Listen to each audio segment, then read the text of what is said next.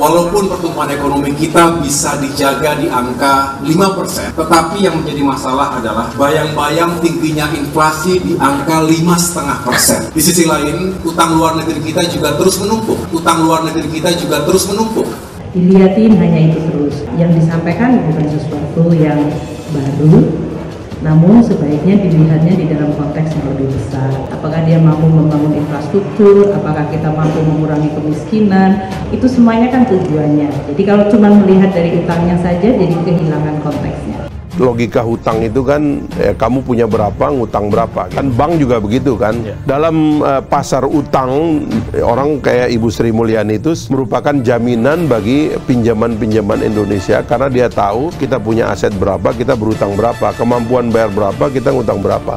Pada saat kita dilantik, utang itu berada pada posisi 2.700 triliun. Bunganya kurang lebih 250-an triliun per tahun. Ya dihitung aja angkanya. Silakan saling beradu argumen dengan Menteri Keuangan yang juga memiliki angka-angka.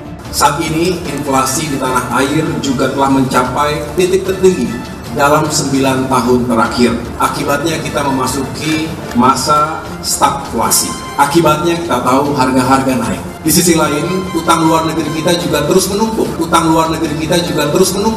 Tapi ini adalah untuk menyelamatkan masyarakat, ekonomi, dan sosial. Dan ini masih di bawah 60% total dari utang negara yang diperbolehkan dalam Undang-Undang Keuangan Negara.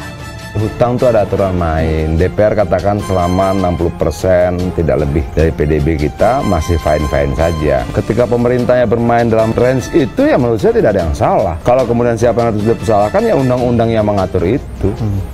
Utang boleh, tapi kemampuan kita untuk membayar juga harus tinggi. Kalau ekonomi menurun, kemampuan itu berkurang. Nah, apalagi kalau utang itu tidak digunakan secara tepat. Membangun infrastruktur itu asalkan kalkulasi keuangannya itu masuk gitu ya, dan tidak menciptakan efek biaya yang berlebihan yang mempersulit nanti kelanjutannya, ya memang bagus. Teorinya itu ya negara membangun infrastruktur, memang itu teori kita bernegara gitu. Kalau yang lain, yang private dibangun sendiri oleh rakyat, nggak usah pemerintah ikut-ikutan membangun apa yang rakyat itu bisa bangun, menjual apa yang rakyat bisa jual. Nah, mengenai utang 40% atau 41%, di dunia ini sekarang anggota G20, kalau dilihat Pak CT, nggak ada yang utangnya serendah kita. Kalau kita lihat negara-negara emerging, dari mulai India, kemudian kita lihat advanced country, Amerika, Perancis, Inggris, even Jerman, itu semuanya sudah di atas 60, bahkan ada yang di atas 100%. Utang kita, debt to GDP ratio, ini masih pada ukuran yang kecil, karena masih di angka 39,6%. Negara lain, misalnya Jepang itu sudah kira-kira 220%.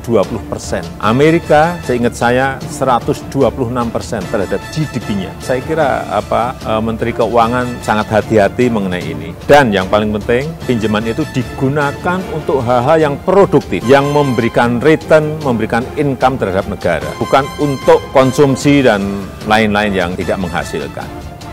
Ketua Umum Partai Demokrat Agus Harimurti Yudhoyono atau AHY kerap menyerang dan mengkritik pemerintah. Terbaru adalah sebuah acara yang mengkritik hutang negara yang terus menumpuk. Dalam pidatonya itu, ia menyatakan Partai Demokrat mengkritisi kondisi hutang luar negeri saat ini yang kian menumpuk. Sementara cadang devisa kian menipis lantaran harus menahan nilai tukar rupiah yang belakangan ini melemah. Kemudian gelombang PHK atau pemutusan hubungan kerja yang terjadi di sana-sini. Demikian cuplikan penggalan pidato AHY dari akun Twitter Partai Berlambang Mercy tersebut. Kritikan AHY ini agaknya menarik perhatian warganet. Mereka semakin penasaran dengan kemampuan AHY membicarakan tentang negara. Sehingga beberapa orang mendorong AHY agar berdebat dengan pemerintah atau ahli. Iya nih, menarik melihat AHY debat dengan para ahli. Apakah akan sehebat waktu dia ngomong sendirian ya? Tulis akun @cbuzumaki. Bahkan mantan politisi PKS yang kini mendirikan Partai Gelora, Fahri Hamzah, juga ikut mengunggah potongan video tersebut. Ia juga menyayangkan materi pidato AHY yang tidak banyak yang menyiarkan di televisi. Kayak ini misalnya, kenapa stasiun TV nggak memfasilitasi debat? Kan kasihan Mas AHY ngomong sendiri, tulis akun Fahrihamzah di akun Twitternya. Jawaban Fahrihamzah soal AHY ngomong sendiri juga dibalas oleh akun Twitter Partai Demokrat. Akun tersebut meminta Fahri sabar. Makasih Bang Fahri atas perhatiannya. Sabar ya Bang, kita sama-sama tunggu tanggal mainnya, cuitnya. Fahrihamzah kemudian merespon cuitan tersebut. Fahrihamzah lalu menitipkan salam untuk AHY. Ayo kita dorong Mas, salam buat Ketum, cuitnya. Menteri Keuangan Sri Mulyani Indrawati juga memastikan Indonesia mampu membayar hutang yang digunakan untuk pembangunan negara termasuk pembangunan infrastruktur. Jadi AHY tidak usah khawatir. Dia mengatakan pembiayaan dari hutang melalui penerbitan surat berharga negara atau SBN atau surat berharga syariah negara atau SBSN merupakan instrumen pembiayaan kreatif untuk mendanai proyek-proyek pembangunan di tanah air. Kami ingin sampaikan bahwa dalam 3 tahun ini keuangan negara bekerja luar biasa, termasuk melalui penggunaan instrumen hutang yang akan kita bayar kembali. Indonesia mampu membayar kembali, kata Sri Mulyani dalam acara groundbreaking pembangunan UIN Maulana Malik Ibrahim Malang 22 Januari 2023. Menurut Sri Mulyani, pembangunan negara dan juga investasi harus terus dilakukan. Bahkan dia mengatakan tidak ada negara yang menunggu kaya untuk melakukan pembangunan. Pembangunan harus diselenggarakan, tidak boleh ditunda. Tidak ada pembangunan menunggu sampai negaranya kaya. Karena tidak akan ada kalau tidak ada pembangunan. Jadi ini seperti telur dan ayam. Untuk memutusnya, kita memang menggunakan instrumen keuangan negara, ujar Sri Mulyani. Dalam kesempatan yang berbeda, Sri Mulyani juga pernah menegaskan mampu membayar kembali hutang-hutang Indonesia, utamanya bila hasil belanja infrastruktur dan belanja untuk SDM berkualitas mampu menciptakan pertumbuhan ekonomi. Pihaknya akan mampu membayar hutang sehingga kembali ke level yang aman. Sebagian hutang yang nanti kita bayar lagi kalau belanja bagus jadi infrastruktur bagus, SDM berkualitas buat Indonesia, ekonomi tumbuh. Pasti bisa bayar lagi utangnya, termasuk SBSN. Pasti kita bisa bayar, insya Allah kembali dengan aman, kata Sri Mulyani dalam acara penandatanganan prasasti penanda aset di Institut Teknologi Kalimantan Rabu 5 Januari lalu.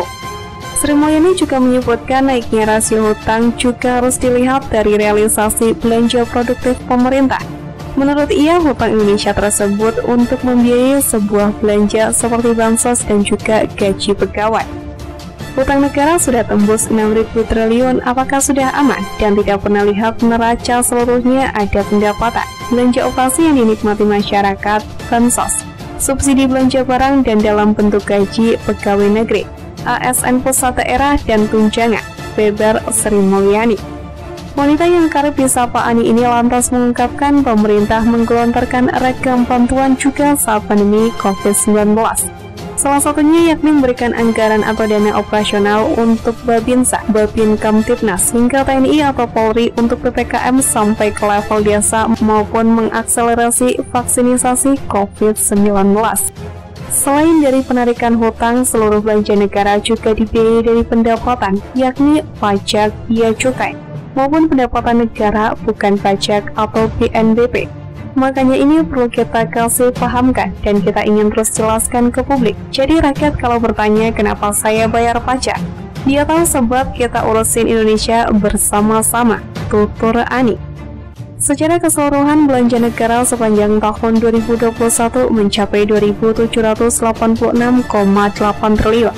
Realisasinya meningkat 7,4% dibandingkan tahun lalu atau year on year. Angkanya setara dengan 101,3% dari target 2.750 triliun.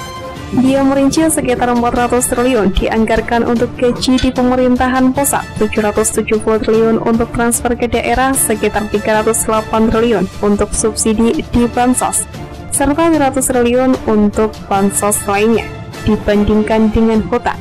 Dikutip dari CNBC, pemerintah juga telah mencatat total aset negara hingga akhir 2021 yang mencapai 11.454 triliun. Aset ini naik 355,3 triliun dibandingkan akhir 2020 yang mencapai 11.098,67 triliun.